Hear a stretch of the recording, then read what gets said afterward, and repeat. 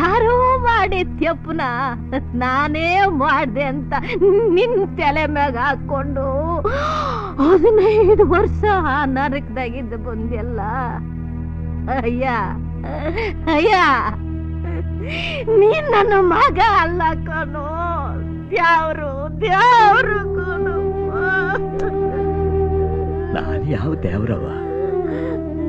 ಕೂಲಿಯವನ ಕುಲನು ನೋಡ್ದೆ, ತೊತ್ತನ್ನ ಹಾಕಿ ಪ್ರೀತಿಯಿಂದ ಬೆಳೆಸೋರಲ್ಲ ನನ್ನ ಒಡೆಯ. ಅವರು ದೊಡ್ಡ ಮನಸ್ಸ, ನಮ್ಮ ಭಾಗದ ದೇವ್ರು. ಸಾಕಪ್ಪ ಸಾಕು, ಇನ್ನು ಎಷ್ಟು ಅಂತ ನಿನ್ ಋಣದ ಬರ ನನ್ನ ತಲೆ ಮ್ಯಾಗ ಒರೆಸ್ತ್ಯಾ? ಈಗಾಗ್ಲೇ ನಿನ್ ಋಣನ್ ಹೊತ್ತು ನನ್ನ ಬೆನ್ನೆಲ್ಲ ಬೊಗ್ಗಾಗೈತೆ ನೋಡು. ಇನ್ನ 100 ಜನ್ಮ ಎತ್ತಿದ್ರು ನಿನ್ ಋಣ ತೀರ್ಸಕ್ಕಾಗಲ್ಲ ಕಳ್ಳ.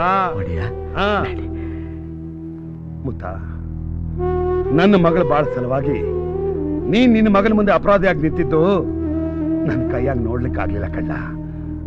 ನಿನಗೆ ಕೊಟ್ಟ ಭಾಷೆ ತಪ್ಪಿಸಿ ವಿಷಯನ ಹೇಳ್ಬಿಟ್ಟೆ, ನನಗೆ ಕ್ಷಮಿಸ್ಬಿಡು. ಅಪ್ಪಯ್ಯ,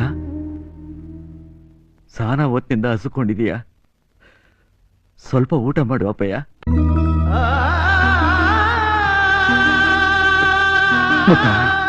ಹೋಗ್ಲ ನಿನ್ ಮಗ ಕರಿತವನೇ. ಮಗ ಹೋಗು, ಹೋಗ್ಲಾ? ಮಗ ಕರೀತಾನೆ, ಹೋಗು.